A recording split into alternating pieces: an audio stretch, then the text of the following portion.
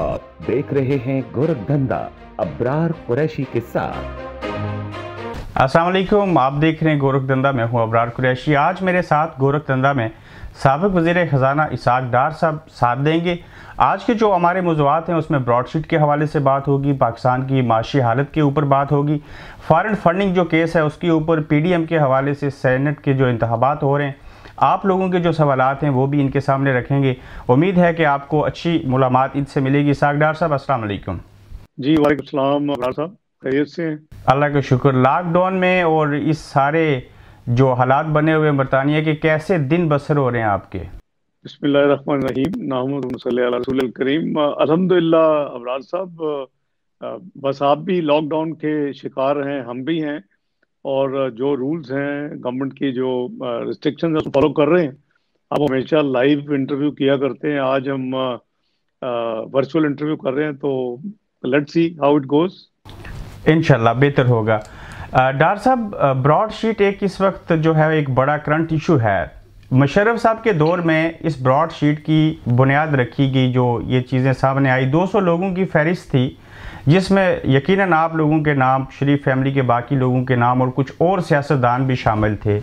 आप इस ब्रॉडशीट के मामले को कैसे देखते हैं? ये क्यों रखा गया था और आज इस ब्रॉडशीट को मिलियंस डॉलर दिए गए, तो क्या कहेंगे इसमें असल कसूरवार कौन है? देखें, ये अनफॉर्चुनेट है कि इस ब्रॉडशीट एपिसोड ने पाकिस्तान को काफ़ी दुनिया में रिस्वा किया है, पाकिस्तान की नेक नामी पे काफ़ी धब्बा लगा है। और ये एक ऐसी चीज़ है कि हम किसी चीज़ को तो पकड़ के एक उसका थॉरो पोस्टमार्टम करें और उसकी इन्वेस्टिगेशन हो और फिर कौम को पता चले और एक्शंस हों। ये ब्रीफली ये है कि ब्रॉडशीट जो है वो 200 नामों, मेरा नाम तो नहीं था, लेकिन जिनके भी नाम थे, ये 200 नाम आपका सही है कि एक एसेट रिकवरी एग्रीमेंट हुआ जून 2000 में, और नैब के चेयरमैन उस वक्त जो थे वो एक जनरल थे, जनरल अमजद, और उन्होंने ये साइन किया। और उनके जो प्रोसिक्यूटर जनरल थे वो फारूक आदम थे, और उनके जो डिप्टी प्रोसिक्यूटर जनरल थे वो अजमत शेख साहब थे, जो जज रिटायर हुए सुप्रीम कोर्ट से, वो डिप्टी प्रोसिक्यूटर जनरल थे। तो ये मुआहदा जो है इसको देखना चाहिए कि इसमें बड़ी और चीजें हुई हैं। मसलन कि इसमें कोई टर्मिनेशन क्लॉज ही नहीं थी। इस मुआहदे में ये लिखा था कि जी इवन नैब जो रिकवर करेगी पाकिस्तान से या कहीं से भी, उसका भी उनको 20% हिस्सा दिया जाएगा किस खुशी में। और फिर जो ब्रॉडशीट 1 महीना पुरानी कंपनी थी, 100-200 पाउंड की वो कंपनी बनाई गई आइल ऑफ मैन में, उसका जो पाकिस्तान में रिप्रेजेंटेटिव था उसका नाम एक तारिक मलिक था, जो कि एयरफोर्स से निकाले गया हुआ है एक शख्स। उस वक्त तो नहीं, लेकिन बाद में उसको यूनाइटेड नेशन ने गोल्ड की स्मगलिंग, गोल्ड गन्स वगैरह की स्मगलिंग में उसमें उसको डेजिग्नेट किया हुआ है यूनाइटेड नेशन ने। तो वो जो है वो ब्रॉडशीट का रिप्रेजेंटेटिव था पाकिस्तान में। और एक तरफ साइन कर रहे हैं जनरल अमजद, विटनेस कर रहे हैं फारूक आदम, उस वक्त प्रोसिक्यूटर जनरल, और फिर तारिक मलिक जो हैं, जो कि एक रिटायर्ड लेफ्टिनेंट जनरल के दामाद थे, वो ये ब्रॉडशीट की तरफ से दस्तखत कर रहे हैं। तो ये सारा जो है वो एक क्लीन मामला नजर नहीं आता। ये बहुत काफी साल बाद में जब इसकी फिर प्रोसीडिंग शुरू हुई लंदन में रिकवरी और टर्मिनेशन के खिलाफ, तो उसमें जन अमजद ने ये कहा कि जी मैं तवक्को नहीं करता था कि फारूक आदम जो है वो फाइनेंस और लॉ मिनिस्ट्री से क्लियर किए बगैर ये साइन करेगा, विच इज वेरी सीरियस। ठीक। और यानी वो खुद भी आफ्टर ऑल एक जर्नैल थे, क्या उनको इंग्लिश नहीं आती थी, वो पढ़ सकते थे। और ये एक तरफ वो है, दूसरी तरफ जो अनफॉर्चुनेट है कि फिर 2003 में इसको इन्होंने टर्मिनेट किया, टर्मिनेशन क्लॉज नहीं थी।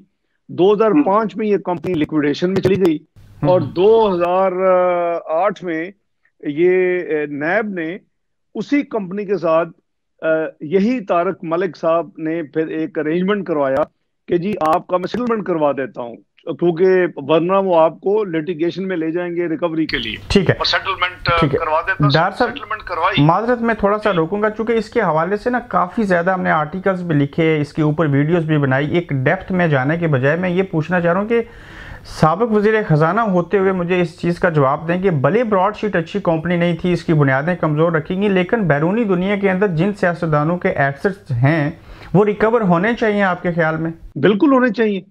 इसलिए होने चाहिए कि मैं तो हमारी गवर्नमेंट PMLN और मैं वो वाहिद फाइनेंस मिनिस्टर हूं जिसने इस मामले के लिए अमली का इकदाम उठाए। हमें 2 से 2.5 साल लगे। हम ये एक ऑर्गेनाइजेशन बनी है कि जो टैक्स चोरी करके स्टैश अवे करके पैसे बाहर ले जाके रखते हैं, उसके खिलाफ एक overseas economic development corporation OECD वो जो है वो बनी है पेरिस में और उसके कई ममालिक रुकन हैं।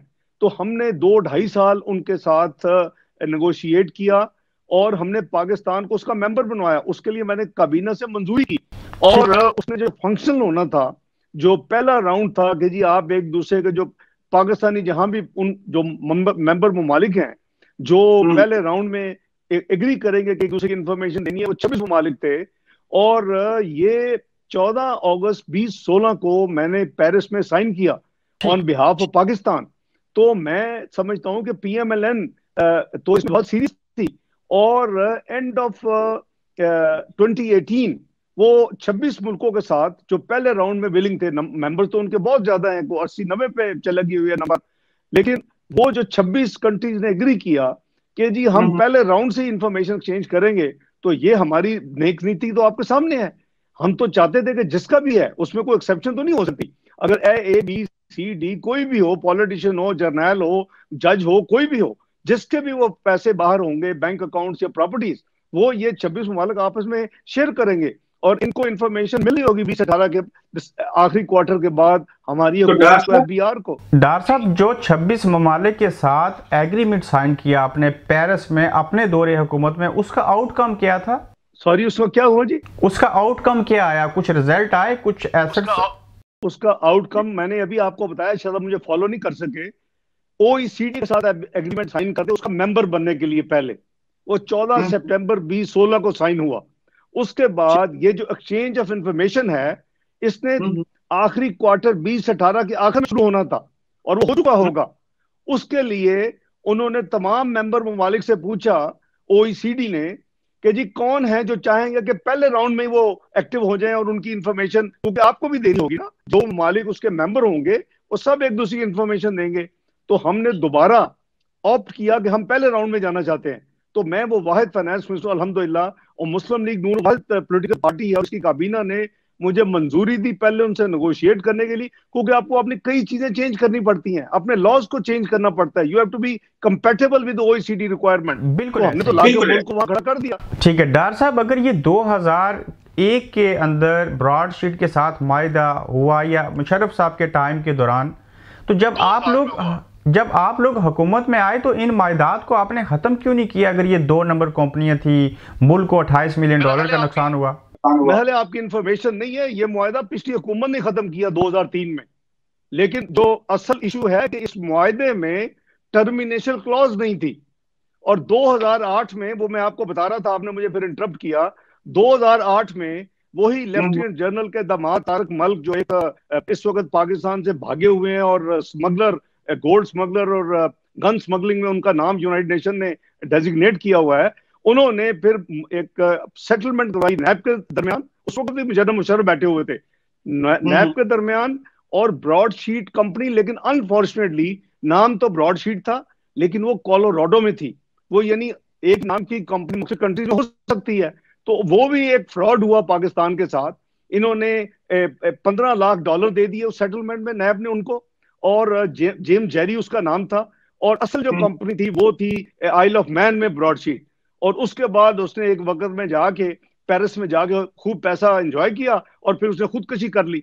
तो ये किसका कसूर है? ये उस जमाने में है। और फिर 2012 में जाके वो शुरू करते हैं प्रोसीडिंग पाकिस्तान के खिलाफ। यहाँ चार्टर्ड इंस्टीट्यूट ऑफ आर्बिट्रेटर्स है, उसमें अपना मुकदमा लेके जाती है ब्रॉडशीट आइल ऑफ मैन कि जी ये हमारा टर्मिनेशन क्लॉज कोई भी नहीं थी, इन्होंने हमारा एग्रीमेंट टर्मिनेट किया है, तो इन पाकिस्तान से हमें डैमेजेस दिलवाएं कि we lost the chance of earning money. तो ये समझने की बात है अबरार साहब, और ये बहुत जुल्म हुआ है। और अभी तो और बहुत बहुत स्टोरीज हैं जो रिसेंट, अभी दोबारा ये गवर्नमेंट एंगेज हुई है उनके साथ। $60 बिलियन के करीब नुकसान पाकिस्तान को पहुंचाने के बाद भी अभी भी ये सीधा काम नहीं कर रहे। तो उस वक्त के लोग भी उसके जिम्मेदार थे, आज के लोग भी जिम्मेदार हैं। ठीक हो गया। आप पूछेंगे क्यों? नहीं, ठीक नहीं हुआ। ये इस वक्त इनको चाहिए था कि ये फाइट करते, चूंकि टर्मिनेशन क्लॉज नहीं थी, तो 2016 में टर्मिनेशन क्लॉज ना होने की वजह से 2016 में पार्शियल अवार्ड फॉर लायबिलिटी दे दिया गया उनके हक में पाकिस्तान के खिलाफ। उसका मतलब है कि अब इसको कैलकुलेट करें कितना होगा। 2018 में जाके उसकी क्वांटम जो कैलकुलेशन हुई, उसके दरमियान पाकिस्तान में पनामा का ड्रामा हुआ, और उसी पनामा के ड्रामे में यही अजमत शेख साहब थे जो उस वक्त डिप्टी प्रोसिक्यूटर जनरल थे, फिर वो सुप्रीम कोर्ट के जज थे। आपको याद होगा कि 2 इंटेलिजेंस एजेंसीज के लोग थे, बाकी 4 व्हाट्सएप मेंबर थे। व्हाट्सएप पे उनको लिया गया था, सुप्रीम कोर्ट के रजिस्ट्रार ने फोन किए थे। 2 अदारे मेरे नीचे थे, स्टेट बैंक और सिक्योरिटी एक्सचेंज कॉर्पोरेशन। तो वो ये ड्रामा पाकिस्तान के गले में पड़ गया, और उधर इन्होंने चूंकि इन्फ्लेट करके सब कुछ दिखाया। जेएटी की रिपोर्ट एक फ्रॉड रिपोर्ट है, आज भी मैं कहता हूं फ्रॉड रिपोर्ट है, झूठी रिपोर्ट है। उसके ऊपर आपने मियां नवाज शरीफ को 3 उनके खिलाफ केस बना दिए, सुप्रीम कोर्ट ने जजमेंट दे दी। वो हमारे गले पड़ा कि यहां कुछ भी नहीं हो रहा था। वो जब ये हुआ तो यही लोग जो हैं ब्रॉडशीट के, वो सारा जेईटी के 26,000 सफे और 7 सुप्रीम कोर्ट की जजमेंट और लेके चले गए, और उन्होंने कहा जी कि ये देखें पाकिस्तान में तो इनके खिलाफ आया, तो इसका मतलब है अब चूंकि ये कहा था कि जब हम भी अगर कोई चीज रिकवर करें तो वो भी आपको देंगे, हले रिकवर कुछ भी नहीं हुआ। तो ये बड़ी बदकिस्मती है कि ये जो इस वक्त इमरान नियाजी की टीम है, जो एक्टिव काम हुआ है, जो क्वांटम जो कैलकुलेशन है सारी थी, इनको आके सिंपल कहना चाहिए था नायब को। नंबर 1 ये कि जी 3 जो जो केस दायर किए गए सुप्रीम कोर्ट के हुक्म पे, एक जो है कोर्ट ने उसको खत्म कर दिया और उनको एक्विट कर दिया बाइज्जत। दूसरे जो 2 केस हैं उसमें उनको लिखा दोनों जजमेंट में, एवन फील्ड फ्लैट्स में भी और अल अजीजिया में भी, कि जी ये दोनों में मियां नवाज शरीफ और उनकी फैमिली के खिलाफ कोई करप्शन, किकबैक, कमीशन साबित नहीं हुई। ठीक। और इसके अलावा इनको ये यहाँ स्टैंड लेना चाहिए था कि जी जो सजा, इसके बावजूद जो सजा हुई वो एवन फील्ड के मुकदमे में वो सस्पेंड हो चुकी है, और वो सब जुडिस है केस, उसका भी फैसला आना है। और साथ ये कहना चाहिए था कि अल अजीजिया में जो सजा हुई उसकी अपील एक्सेप्ट हो चुकी है। और फिर साथ ये कहना चाहिए था यहाँ कोर्ट्स में आगे इन्होंने कोई चीज नहीं कही कि जी ये जो आप अमाउंट कह रहे हैं जेटी के, वो तो मोस्टली तो वो सेल्फ डिक्लेयर्ड है। तो लेकिन इन्होंने ये यहाँ आके सिर्फ इतना कहा कि जी ये मिन्नतें कर रहे हैं कि जी ये जो क्लेम कर रहा है वो ब्रॉडशीट वाले कि जी 570 मिलियन की रिकवरी हुई है पाकिस्तान में, तो हमें उसका 20% दें, यानी करीबन 114 मिलियन हमें दें डॉलर। तो वो उधर इन्होंने कहा जी कि ये तो 90 से 98% मियां नवाज शरीफ के एसेट जो हैं उसको डिस्काउंट कर दें, ये तो है ही 2 से 10% उसका अमाउंट का। तो ये है हमारी। ये सवाल आपसे ब्रॉडशीट के बारे में, आखिरी 2 सवाल आपसे पूछूंगा, फिर हम अगले मौजू की तरफ बढ़ते हैं। एक तरफ आप कह रहे हैं कि इस तरह के एसेट्स जिन लोगों के हैं वो रिकवर होने चाहिए, दूसरी तरफ ब्रॉडशीट के जो मसवी हैं उन्होंने इल्ज़ाम आयद किया कि शरीफ फैमिली की तरफ से जो अंजमदार लोग हैं उन्होंने डील करने की कोशिश की। फिर ये सारी कहानी क्या थी? ये सारा भोंडा इल्जाम है, साबित करें वो। ये सारा भोंडा इल्जाम है, ये सारी डिसइंफॉर्मेशन है। उन्होंने ये साथ कहा, फिर आपने आधी बात सुनी है अबरार साहब, उन्होंने साथ ये भी कहा है कि जो बंदा जो प्रिटेंड कर रहा था मैं मियां नवाज शरीफ साहब के बिहाफ पे आया हूं, मुझे नहीं पता वो सही था कि नहीं था, और मुझे नहीं पता कि दूसरी लाइन पे मियां नवाज शरीफ थे कि नहीं थे, ये वो कह चुके हैं। तो ये अपना इल्जाम को उन्होंने कहा जी मैं ये मफरूजा है। तो आप मेरा ख्याल है अपने व्यूअर्स को सही बात बताएं कि ये एक मफरूजे के तौर पे वो कह रहे हैं। बिल्कुल हम कह रहे हैं कि किसी का भी कुछ है उसको होना चाहिए उसका, बिल्कुल। अगर पाकिस्तान से उन्होंने किसी ने कोई करप्शन की है, कमीशन की है, टैक्स चोरी करके पाकिस्तान का पैसा वो बाहर लेके गए हैं, तो उसको रिकवर होना चाहिए। पाकिस्तान की तारीख में पहली दफा ओईसीडी के साथ मैंने मुआहदा किया और उस पर अमल दरामद हो रहा है अब 2018 से। ठीक हो गया। दूसरी तरफ आज वज़ीर आज़म पाकिस्तान इमरान खान साहब का ये बयान है कि मैं ब्रॉडशीट का जो मामला है उसको नहायत ही संजीदगी से देख रहा हूं और किसी को नहीं छोड़ूंगा। ये मैंने पहले भी सुना है कि मैं शुगर को संजीदगी से देख रहा हूं, जिन्होंने स्कैम किया है, जिन्होंने लूटा है, मैं किसी को नहीं छोड़ूंगा। यही मैंने आटे में उनका सुना था कि जिसने आटे के पाकिस्तान की अवाम के साथ ज्यादती किया मैं किसी को नहीं छोड़ूंगा। इसी तरह उन्होंने अद्वियात का किया था कि जो इसका निकलेगी इंक्वायरी कमेटी की रिपोर्ट मैं किसी को नहीं छोड़ूंगा। इसी तरह उन्होंने पेट्रोलियम प्रोडक्ट्स में जो 122 अरब जाया हुए उनका किसी को नहीं छोड़ूंगा। Don't tell me this story, this is an old story of Imran Khan Niazi and this is all rubbish. वो उनकी नीयत यहां से क्लियर है कि वो एक ऐसे इंसान को उस कमेटी का उन्होंने आज नोटिफिकेशन कर दिया है। सारी दुनिया का कॉन्फ्लिक्ट ऑफ इंटरेस्ट है। Justice Azmat Saeed retired can not be having no conflict of interest. आपने उनके सरबराही में वन मैन कमेटी बना दी है। इसका मतलब इसमें मट्टी मट्टी डालना चाहते हैं। किधर शुगर के लोगों के 400 अरब लुटे हुए, किधर है दवाइयों के कई सौ अरब लुटे हुए, किधर है आटे के कई सौ अरब लुटे हुए, किधर है एलएनजी के और पेट्रोलियम प्रोडक्ट कई सौ अरब लुटे हुए। मुझे ना बताएं जी। अभी तक आपको इमरान साहब अगर कौम को ये नहीं पता चला कि इमरान न्याजी मीन्स व्हाट, तो मेरा ख्याल है फिर हमें सबको बंद कर देना चाहिए पाकिस्तान के बारे में कोई फिक्र और अपनी तशवीश। ठीक हो गया। नैब के चेयरमैन का आज का बयान है, मुझे आप बताएं कि उनके इस बयान से आप इत्फाक करते हैं कि वो कहते हैं कि नैब सबकी इज्जत नफ्स का ख्याल रखता है, किसी सियासतदान से कोई तल्लक नहीं। बिल्कुल, बयान जो है वो प्रैक्टिकली उस पर अमल नहीं होता। सारी दुनिया में यही होता है जो कह रहे हैं, ये होना चाहिए। जब तक आपके पास 95% आपके पास सबूत ना हो, आप साबित ना कर सकें, आपको लोगों की पगड़ियां नहीं उछालनी चाहिए। नैब सबसे पहले इस्तेमाल होती है पॉलिटिकल प्रोसिक्यूशन के लिए।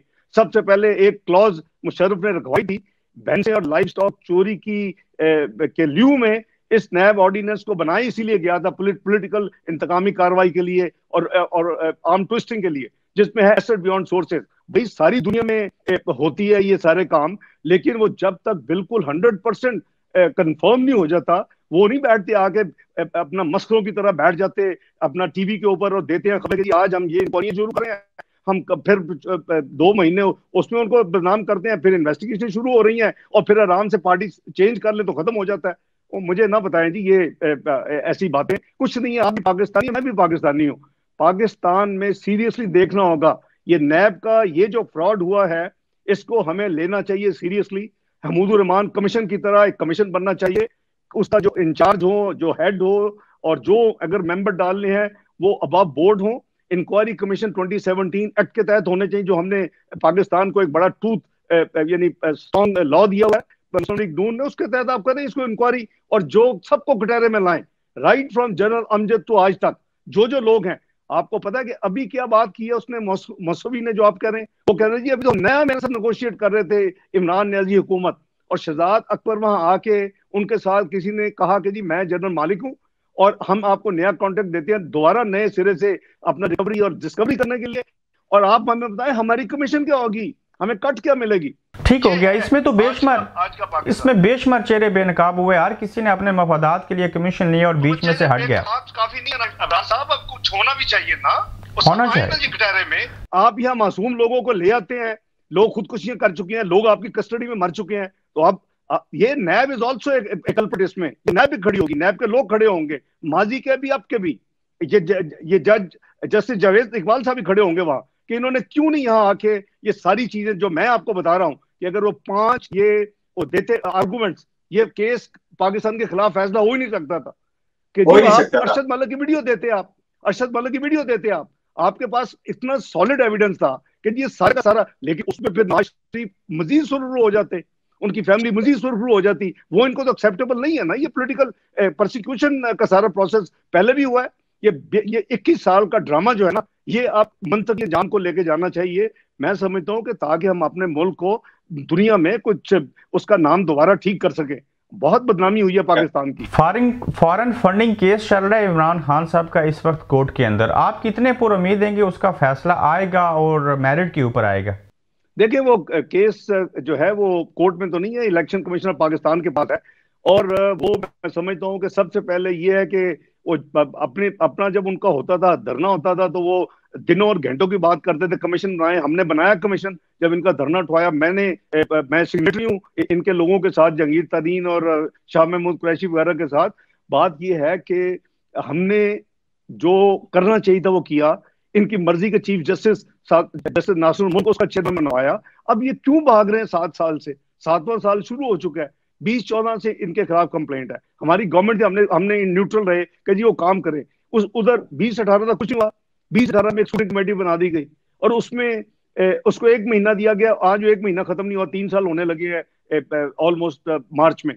तो आप देखें कि आप भाग रहे हैं अपने 70 पेज, कभी आप उसके स्टे लेते हैं, कभी आप हाई कोर्ट में जाते हैं, कभी आप सुप्रीम कोर्ट में जाते हैं, कभी आप वकला बदलते हैं, कभी आप कहते हैं मैं नई इंफॉर्मेशन दूंगा।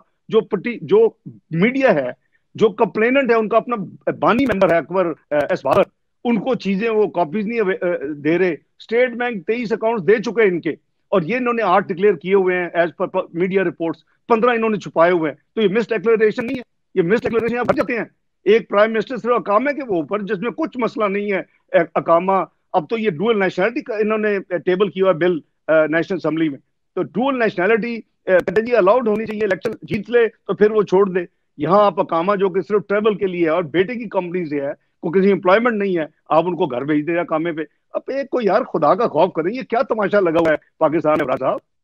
ठीक है डार साहब, ये पीडीएम एक इत्तेहाद बना था, काफ़ी हल्ला गुल्ला हुआ, बड़े तारीखी जलसे किए, सारी चीज़ें हुई। आज कभी मौलाना फजल रहमान कहते हैं मुझे बख्तावर की शादी में दावतनामा नहीं मिला, बिलावल भुट्टो किसी और फार्मूले पे काम करें। तो ये पीडीएम का इत्तेहाद टूट नहीं चुका एक तरह से? नहीं, इस तरह तो नहीं होता जी। दावतनामा अभी नहीं मिला तो आप मिलेगा। ये इस तरह की चीजें ना, मेरा ख्याल है कि मुनासिब नहीं है। और चाली आप पब्लिक के अफेयर्स को और प्राइवेट जिंदगी को जरा बाइफरकेटेड रखें। अगर वो उनको नहीं मिला तो वो दो दो यानी दोस्तों के दरमियान है, आसफ जरदारी साहब के दरमियान है, मौलाना फजलुर रहमान साहब के दरमियान है। हो सकता है भेजा हो सकता है कोर्ट की वजह से अभी ना मिला, हो सकता है वो पहुंचा दें। ये तो कोई ऐसी बात नहीं है। तो मेरा ख्याल है कि पीडीएम ने जो अपनी एक जिम्मेदारी उठाई है, वो तो आपको पता है कि वोट को इज्जत से शुरू हुई है, और सबको पता है कि इलेक्शन 2018 चोरी हुआ था। इशू अब ये है अबरार साहब कि कौम और अवाम नाक तक आ चुकी है तकालीफ की वजह से, कीमतों में इजाफे की वजह से, बिजली के कीमतें में, खाने पीने की अशिया में लोग रो रहे हैं, लोग बद्दुआएं दे रहे हैं। लोग कहते हैं कि हमें 2 वक्त की रोटी मुयसर नहीं है। ये जो तबाही है, अभी भी ये बहुत क्लेम करते हैं हमने बहुत ठीक कर लिया और ये कर लिया वो कर लिया। अभी मैं रिपोर्ट पढ़ रहा था लेटेस्ट दिसंबर की, 8% अभी भी इन्फ्लेशन है, जो हमने 4% पे छोड़ी थी। फूड इन्फ्लेशन जो है शहरों में 12.5% है, देहातों में 13.5% है, जो हमने 1% पे छोड़ी थी। तो आप यही आपके सामने तबाही है। तो अब तो अवाम निकल आए हैं। यदि पीडीएम तो है ही है, अब तो अवाम के ऊपर इतनी महंगाई का तूफान बर्पा हो चुका है कि अवाम के लिए तो जीना अब मुहाल हो गया है। 2 वक्त की रोटी मुहाल हो गई है। अगर अवाम का जीना महाल है महंगाई की वजह से, अवाम बाहर निकल चुकी है, तो क्या आज भी नून लीग या पीडीएम का ये मौकफ है कि हम वज़ीर आज़म का इस्तीफा लेंगे और धरने देंगे और मार्च भी करेंगे? बिल्कुल करेंगे जी। अब तो अवाम भी मांग रही है, जिन्होंने वोट दिए थे वो भी इस्तीफा मांग रहे हैं।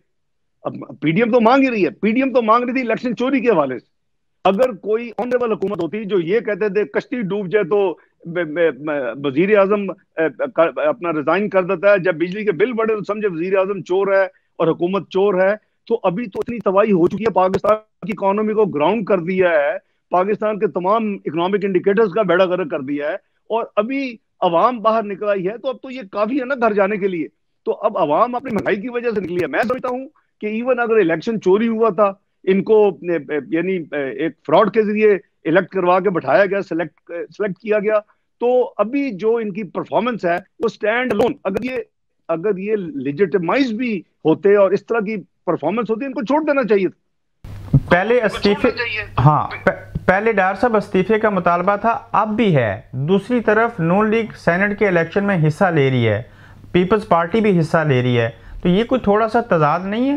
कोई तजाद नहीं है, क्योंकि ये मेरा, अगर आप हिस्ट्री देखेंगे तो रिकॉर्ड बड़ा सीधा है कि 31 जनवरी तक इस्तीफा मांगा था। अगर इस्तीफा हो जाता, असेंबलियां डिसॉल्व हो जाती, नए इलेक्शन अनाउंस हो जाते, तो ऑब्वियसली किसी ने भी इलेक्शन में हिस्सा नहीं लेना था। अगर इस्तीफा नहीं आता तो आगे लाहे अमली तैयार होगी। अभी महंगाई रैलियां भी हो रही हैं, और पीडीएम ने यही पिछली मीटिंग में फैसला किया लीडर्स ने कि जी चूंकि अभी प्रोसेस जारी है तो मैदान को खुला नहीं छोड़ना चाहिए, क्योंकि ये तो डीड लोग हैं। ये लोग अपना सेनेट में ना हिस्सा लें। सेनेट एक कॉन्टिन्यूस प्रोसेस है। इवन जब डिक्टेटर आया था तो उसने सेनेट के आधे लोग पहले फर्क हुए, 50 रह गए, फिर उसके बाद आधे हुए, तो फिर वो कुछ अर्सा सेनेट था ही नहीं। लेकिन असम्बलीज को डिसॉल्व किया था, सेनेट को डिसॉल्व नहीं किया था। तो ये अगर छोड़ दिया जाए तो ये तो यानी स्वीप कर देंगे, सारी की सारी सीटें ले जाएंगे और फिर ये जो मर्जी खिलवाड़ करेंगे आइन से और कानून से, और जो इनका जी चाहेगा। अभी तो इनको वहां एक रुकावट है। तो मेरे नजदीक ये बहुत अकलमंदाना फैसला है पीडीएम का कि जी अभी चूंकि इसने हुकूमत ने इस्तीफा नहीं दिया और लाइकली भी नहीं है, तो हम फिर सेनेट को है और जमनी इलेक्शंस को हम फ्री नहीं हैंड देंगे इनको। तो वो जब सारा कुछ होगा तो उसको देखा जाएगा। ठीक है, एक तरफ इस्तीफा मांगा जा रहा है और दूसरी जानिब बिलावल भुट्टो ज़रदारी ये कहते हैं कि हम अदम एतमाद लाएंगे। आपको क्या जरूरत पेश आई इस्तीफा मांगने की कि जो हुकूमत 10-12 वोटों के ऊपर खड़ी है, आप अदम एतमाद ले आए? इस्तीफा मांगने की तो जरूरत ही नहीं। देखें, ये हुकूमत कभी की गिर चुकी होती अगर इसको बैसाखियां ना दी गई होती, कहीं और से सेलेक्टर्स ने ना दी होती। पीछे आपने एक बयान पढ़ा होगा एक पीडीएम लीडर का कि आज ये सेलेक्टर्स एक तरफ हो जाएं और इनकी बैसाखियां खींच लें, एक हफ्ते के अंदर ये हुकूमत गिर जाएगी। जो इन्होंने तबाही की है, कोई भी इनके साथ खड़ा होना नहीं चाहेगा। लेकिन बहरहाल भी हम एक बड़े सेंसिटिव फेज से गुजर रहे हैं और मैं समझता हूं कि जितनी तबाही हो चुकी है, ये दुनियावी तो एक हो रहा है, एक पब्लिक मूवमेंट है, पीडीएम की अपनी एक्टिविटी है, दूसरी तरफ लीगल इनके ऊपर बहुत बड़ी तलवार लटक रही है। वो आपने जैसे फरमाया फॉरेन फंडिंग की और पॉसिबल इनकी डिस्क्वालिफिकेशन 62-63 में मिस डिक्लेरेशंस की। तो इनके पास जो है आगे रास्ता जो है गली बंद हो रही है। तो बेहतर है कि सब लोग उसको रियलाइज करके अपनी अपनी पोजीशन को ठीक करें और इनको चलता करें, ताकि पाकिस्तान सस्टेन नहीं कर सकता। जैसे 2.5 साल में जहां लाके खड़ा कर दिया है, खुदा ना खास्ते को बाकी 2.5 साल दिए तो ये तो शायद फिर इस सदी में शायद ठीक ना हो सके। डॉक्टर साहब ये बताएं कि जिन लोगों ने इस हुकूमत को बैसाखियां दे रखी हैं, वही लोग अदम एतमाद लाने में रुकावट हैं जिस वजह से आप इसमें कामयाब नहीं हो पाएंगे? देखिए, इसकी ये तो पीडीएम का फैसला होगा जी, अदम एतमाद लाना है नहीं लाना है। एक मेंबर पीडीएम ने 10 उसमें एक्टिव पार्टीज हैं, उसमें से एक मेंबर ने कहा है, उसके को चेयरमैन ने, हम वो लाना चाहते हैं। हो सकता है उनकी कोई बड़े सॉलिड और कोई वैलिड रीजंस हों, लेकिन अभी तफसील हमारे पास, मेरे पास कम से कम नहीं है। मुझे जब पार्टी से कुछ शेयर होगी तो मुझे पता चलेगा। लेकिन मैंने भी आप जैसे फरमा रहे हैं, मैंने भी ये मीडिया में पढ़ा है, सुना है। ये पिछले 2-3 रोज से ये बहुत ज्यादा ये खबर गश्त कर रही है। और अगर ये होता है तो फिर उसके प्रोज एंड कॉन्स और उसकी क्या है वो उनको पहले पीडीएम को अपना सेटिस्फाई करना पड़ेगा, उनकी वर्किंग क्या है। उनको तो अपने वोट इतने काफी नहीं है कि वो अकेले इसको गिरा सके। ये पीडीएम के अपने भी कलेक्टिवली वोट इतने नहीं है। वो जो बैसाखियां हैं, वो बैसाखियों को भी तो हैंडल करना होगा ना किसी ने। तो बैसाखियों को आजादी देनी होगी, बैसाखियों को बताना होगा कि जी ये जो तबाही इन्होंने की है, इस तबाही में आप भी हिस्सेदार हैं और पार्टनर हैं। तो कल को आप क्या मुंह जवाब देंगे, तो वो एकदम से वो बैसाखियां अलहदा हो जाएंगी। लेकिन अभी बहुत यानी प्री मैच्योर है, इसके ऊपर कोई तफसील से हम कोई बहस कर सके जब तक ये क्लैरिटी नहीं आती कि जी उनका क्या प्लान क्या है। कबल अज वक्त एक बात पूछ रहा हूँ, जो हालात लग रहे हैं पीडीएम के अंदर वाहिद पीपल्स पार्टी एक जमात के बारे में पूछूंगा। आपको लगता है कि आपका ये जो मिसाक जमहूरियत मोहतरमा बीबी बेनजीर भुट्टो शहीद के दौर में शुरू हुआ था, वो दिल से और मुखलस हो के आगे बढ़ेगा और पीडीएम के अंदर पीपल्स पार्टी साथ रहेगी एंड तक? मुझे उम्मीद है जी। मैं जो सीओडी था, चार्टर ऑफ डेमोक्रेसी, उसमें मेरा एक्टिव रोल था। मैं 2002 से मोहतरमा बेनजीर भुट्टो साहिबा के साथ पहला मैं था जिसको मियां नवाज साहब ने इजाजत दी, उनसे मैं एंगेज हुआ और दुबई में मीटिंग हुई। हमारी पहली मीटिंग जो थी 2 घंटे की थी। उसमें आफ्ताब शहबान मिरानी साहब एक वाहिद उनके अपने सीनियर लीडर थे जिनको मोहतरमा बीबी ने बुलवाया हुआ था और वो इसके विटनेस हैं, अल्लाह उनको जिंदगी दे। तो वहां से हमारा एक डिस्कशन उस दिन शुरू हुई, बड़ी हॉट एंड कोल्ड पहली मीटिंग थी, डिबेट हमारे आपस में आर्गुमेंट्स। लेकिन अल्हम्दुलिल्लाह उसमें यह तय हुआ कि जी कोड ऑफ कंडक्ट हो, जो कि हर अच्छा है। और वो बढ़ता बढ़ता फिर वो 4 साल लगे, 2006 में जाकर फाइनल हुआ। उसमें फिर सिविल मिलिट्री रिलेशंस भी आ गए, उसमें लीगल रिफॉर्म्स भी आ गए, उसमें कॉन्स्टिट्यूशनल रिफॉर्म्स भी आ गए, उसमें आइन की जो हालत बिगाड़ दी थी अपना डिक्टेटर्स के जमाने में, उसको ठीक करना ओरिजिनल फॉर्म में लेके वो भी आ गया। और कई चीजें और आ गई। उसमें 2-3 चीजें जो हैं वो अमल दरामद नहीं हो सकी और वो आज हमें पिंच कर रही हैं। एक नैब को वर्चुअली खत्म करना था, यानी रिफॉर्म समझे। डॉक्टर साहब आप इस वक्त मेरे साथ सोशल मीडिया पे तो बात कर रहे हैं, ये पब्लिक होगा, कोई हमें रोक नहीं सकता। दूसरी जानिब आप पाकिस्तान टेलीविजन के ऊपर नहीं आ सकते अपनी मर्जी से, लेकिन जब आप हार्ड टॉक शो में जाते हैं तो फिर आप टेलीविजन पे आ जाते हैं। आपको कैसा लगता है? ये तो आप सवाल इमरान न्याजी साहब से पूछना जी। देखिए बहुत बुरा लगता है। वो आजादी राय है, आपका आईन इजाजत देता है, आप रोकने से अब क्या देखें। अब जो मेन स्ट्रीम इलेक्ट्रॉनिक मीडिया है, आप अगर उसमें किसी को ब्लैकआउट करेंगे जैसे मुझे किया हुआ है, वो मुझे इसलिए किया था कि जैसे मैं अभी आपसे बात करके इनके झूठ जो बोलते हैं उसको पर्दा उठाता हूँ, जो इकोनॉमी की असल हालत है उसको बताता हूँ। तो जब मेरा 7वां प्रोग्राम था पाकिस्तान में मेन स्ट्रीम एक टेलीविजन के साथ, तो इन्होंने 7वें मिनट पे उसको फोन करके बंद करवाया। वो वहां से शुरू हुआ मामला। उसके बाद फिर मेरे खिलाफ फिर इन्होंने एक बैन लगाया। लेकिन आप देखें ना, ये आप इनसे पूछे कि ये कितनी शर्मनाक बात है कि एक तरफ तो आप वो करते हैं, दूसरी तरफ बैन लगा हुआ है, तमाम चैनल जो हैं उसको बैन है। जब बीबीसी मुझे हार्ड टॉक जो बहुत उनका पॉपुलर प्रोग्राम है वो इंटरव्यू करता है, तो आप उसमें से सिलेक्टिव 2 मिनट के 2.5 मिनट के एक्सपर्ट एक्सर्प्स निकालते हैं, जिसपे वो जो एंकर है वो कह रहा है जी इलेक्शन 2018 क्रेडिबल है। वो गलत बयानी उसने की, मैंने उसको अपना बार बार टोका कि आप गलत कह रहे हैं। और दूसरा मेरी प्रॉपर्टी के जो मैं सही कह रहा था कि मेरी यही प्रॉपर्टी है, तो वो माजी की जो उसमें ला रहा था। तो इन्होंने वो 2-2.5 मिनट जो देखे, सुबह 5:30 बजे देखा, यूके में 12:30 रात के प्रोग्राम था, पाकिस्तान सुबह 5:30 बजे हुआ, वो फर्स्ट एयरिंग थी, उसको 16 एयरिंग हुई 2 दिन में। तो उन्होंने बकायदा गवर्नमेंट ने वो क्लिप बना के तमाम चैनल्स को दिया, पीटीवी समेत, और कहा ये चलाएं। और 2 दिन वो खूब चला, और उसमें टॉक शो, ये पूरा प्रोग्राम आप चला दें 24 मिनट का, ताकि लोग ठीक है। मैं ऐसे करता हूं कि पाकिस्तानी अवाम की अक्सरियत की पहली जुबान उर्दू है, हार्ड टॉक इंग्लिश में था, तो मैं आज आपसे जो अवाम सवालात पूछना चाह रहे हैं वो अपनी मादरी जुबान के अंदर मैं उनको आपके जरिए पूछना चाह रहा हूं। आप चाहते हैं कि उनको थोड़ा सा दोहरा लिया जाए ताकि क्लैरिटी आ जाए? जी आपकी मर्जी है, मैं बिल्कुल, आप बताएं। ठीक है डॉक्टर साहब, इस वक्त आप अपने घर से बैठ के मेरे साथ वीडियो लिंक के ऊपर बात कर रहे हैं। आप जिस घर के अंदर जिस कुर्सी पे बैठे हैं ये किसकी प्रॉपर्टी है? ये लैंडलॉर्ड की प्रॉपर्टी है, रेंटेड हाउस है, मेरे बेटे ने रेंट किया हुआ, जो मेरा बड़ा बेटा है अली डार।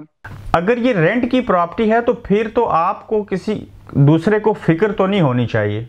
अल्हम्दुलिल्लाह कोई फिक्र नहीं है। अल्लाह का आपके ऊपर इतना करम है कि आप रेंट के बजाय मकान खरीद सकते थे या खरीद सकते हैं, तो क्यों ना लिया अपना मकान?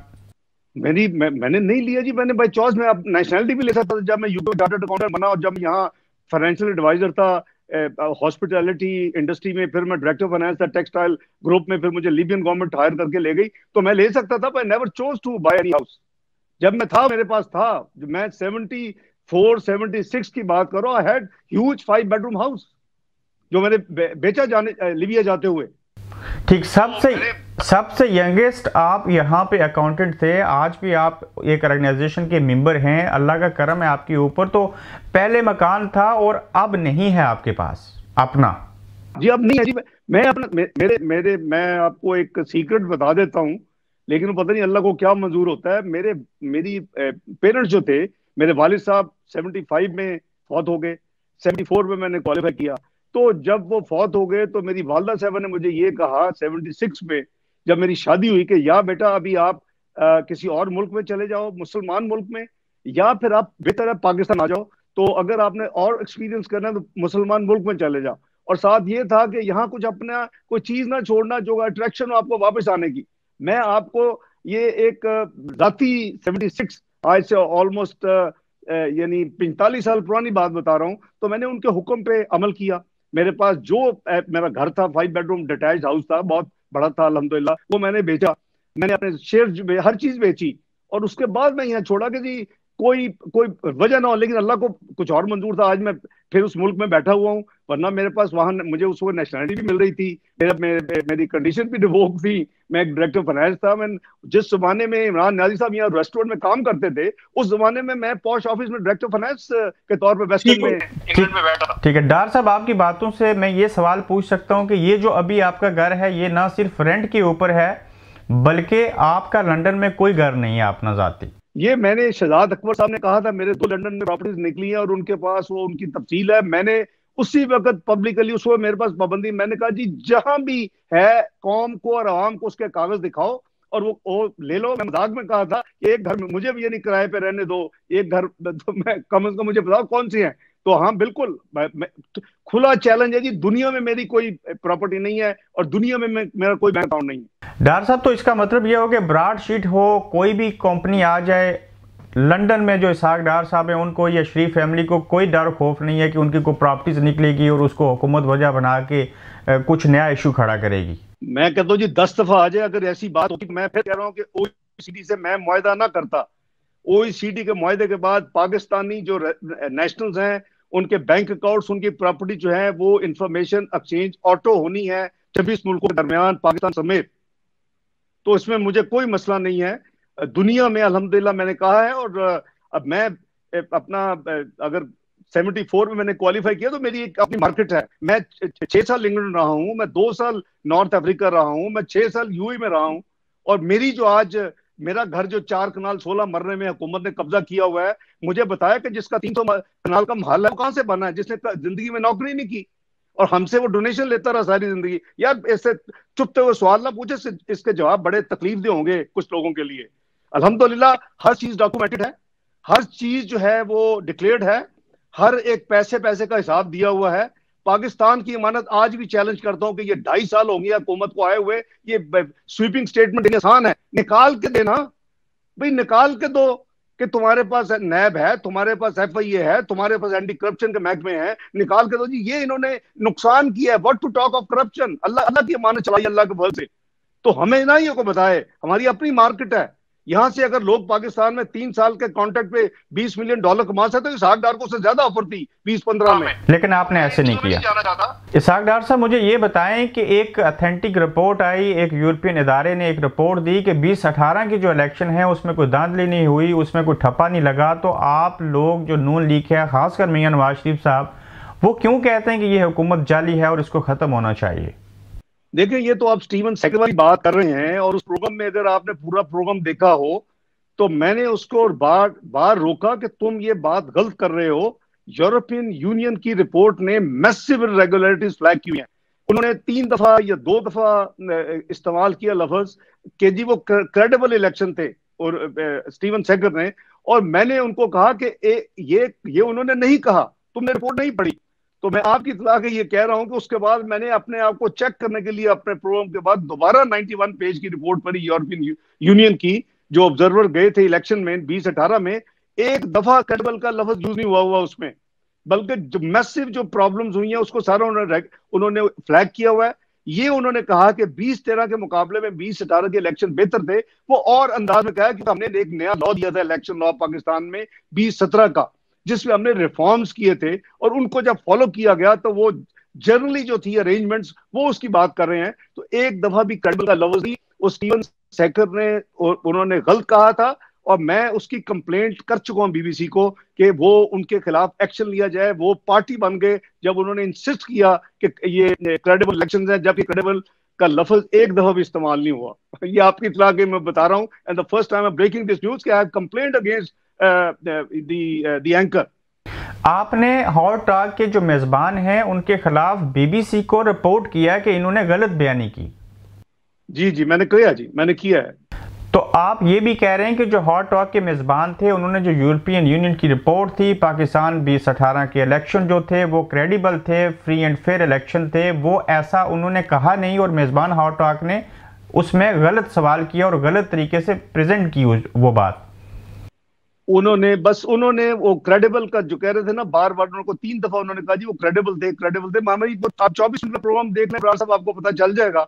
मैंने उनको हर दफा टोका, और फिर मैंने उनको कहा, जब उन्होंने कहा कि भाई आपको लोगों की परवाह नहीं है कि आप इनको इस हुकूमत को डिस्टर्ब कर रहे हैं, तो मैंने कहा कि वो 5.8% ग्रोथ और lowest inflation, lowest interest rate, उसको कहना पड़ा no I am not saying that your performance was bad, rather it was good in many areas. तो उसको ये कहना पड़ा, हालांकि इकोनॉमी मेरा फोटे था, और मैं मुझसे जो अंडरस्टैंडिंग थी उनकी टीम की कि हम इकोनॉमी पे बात करेंगे, हम कश्मीर पे बात करेंगे, हम करप्शन पे बात करेंगे, हम सीपैक पे बात करेंगे, वो सिर्फ रिवॉल्व हो गई justification for Imran Khan Niazi government के to stay and complete and election were credible. तो वो मैंने उसका भरपूर जवाब वहां भी दिया। और अगर आप 24 मिनट प्रोग्राम देखेंगे, इन्होंने सेलेक्टिव 2-2.5 मिनट के निकाल के वो तमाशा लगाया।